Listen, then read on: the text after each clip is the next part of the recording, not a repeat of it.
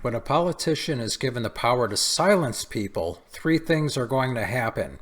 There will be an abuse of power, there will be gross incompetence, and you will have situations where people can't tell the truth because the truth has been deemed offensive and has been deemed restrictive speech. In the United States of America, you are not allowed to threaten anyone. Other than that, you have a lot of liberty when it comes to what you can say. Because of that liberty, there are hateful organizations that have used that freedom to spew their nonsense, to spew their garbage. And I'm going to give two instances of that occurring and how that was handled, not by the government, but by society, by the community.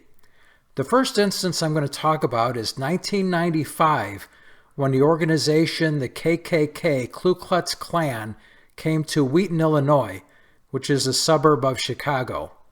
So what do you do when this happens in your town and they schedule an event at your courthouse?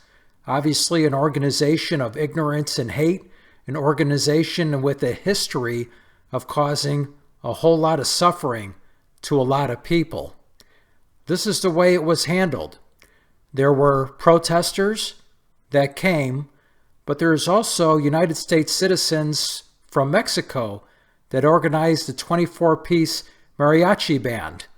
So if you went there, you can join the protesters and chant, "Hey, hey, ho, ho, KK has got to go," or you can hang out with the mariachi band, do a little La Bamba, little singing, little dancing. But that's how we handled it, and not that many people showed up. The best case scenario for a KKK rally is for nobody to show up, but only a few people showing up and having a mariachi band, that's not a bad response, and that organization hasn't been back to Wheaton since. Another example I'm going to give is the Westboro Baptist Church, and not surprisingly, I'm going to use them as an example. What's the biggest dirtbag move you can possibly make? How about harassing people that are grieving for lost loved ones? And that's what this organization does.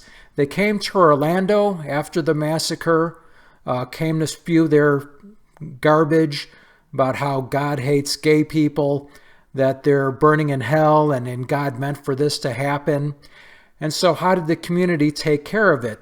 They formed an organization called the Angels, and I may be an atheist, but these angels I believe in. They come and they have these big wings, and they provide a barrier between the people that are grieving and this idiot organization. And that's how that situation was handled. Not by the government. It's not illegal. People aren't arrested. The society, the community, handles these situations. So what's wrong with a politician coming out and saying, "Oh, well, we got to protect the children from these hateful things, and don't you care about the children?" and give a speech trying to promote this kind of censorship, trying to say, "We're just talking about this tiny piece over here that we're going to censor and not everything, not anything else. So nothing's going to change. We're just going to censor this tiny part over here." Well, as soon as that legislation is passed, if it's allowed to pass, there's going to be a line a mile long with people with their hand out. You ban this speech, now we want you to ban this speech. And if you ban it over here for these people, you better ban it for us, otherwise that's discrimination. Oh, well, we don't want to discriminate. And before you know it, you have a 1984 Orwellian police state where people are being arrested for thought crimes. If you crack that door open for politicians, they will rip that door off the hinges. You give them an inch, they will take a mile. So fortunately, the vast number of American citizens understand that, and understand that's not something we allow politicians to do. We do not allow politicians the power to silence citizens. This is happening in other countries, in European countries. People in Australia are afraid that this is going to happen to them, where politicians are going to enact a whole bunch of so-called hate speech laws and enact censorship. And whenever that happens, you're going to have an abuse of power.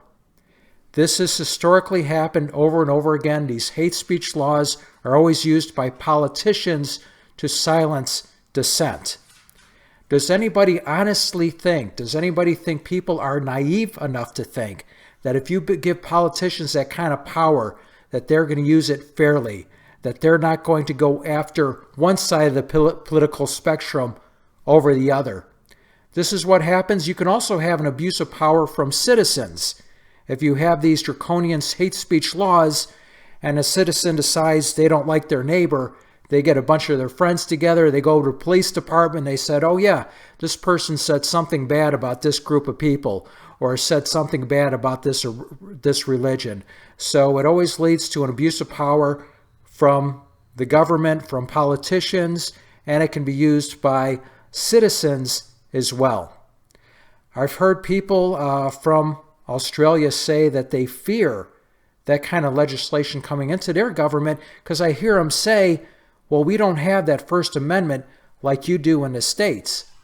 And my response to that is, go get it. The American people are generous. We fully authorize you to copy and paste our First Amendment and place it in your governing documents. So make it happen. Get politicians that will enact that legislation.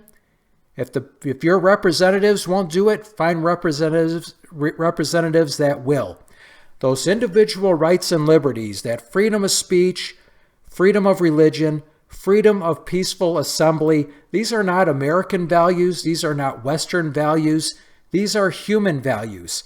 You'll find that same ideology in the Universal Declaration of Human Rights enacted by the United Nations. These represent the pinnacle of human reasoning. And any change to that isn't progress. Any change to that is going backwards and taking a society backwards. Another thing we've seen happen with these so-called hate speech laws is gross incompetence, because the laws are so vague. Now you have people that are offended by everything suing everybody. You have all sorts of frivolous lawsuits. And all you need is one misguided judge to vote in favor of something being deemed hate speech, where anybody with common sense would understand that it wasn't. That happens once, now you have a president. And now you have people afraid of speaking the truth because the truth might be found offensive. It might get them in trouble. Maybe they're afraid of getting a prison sentence, or maybe they're afraid of getting fined. So that's why these things can never happen. We can't have this abuse of power, we can't have this gross incompetence, and we can never have a situation where people aren't allowed to say the truth. So if you have these so-called hate speech laws on the books, and you're already seeing this corruption that it's creating, get that legislation passed to make every single one of those laws null and void. Incorporate what we have in the First Amendment into your governing documents. Get your representatives to enact that legislation. If they won't, find legislators, find representatives that will. Let freedom ring. This is Jim Wall. Thanks for watching. Until next time. Cisco, do we have to leave all our good friends now? Only until next time, Pancho. Adios, amigos.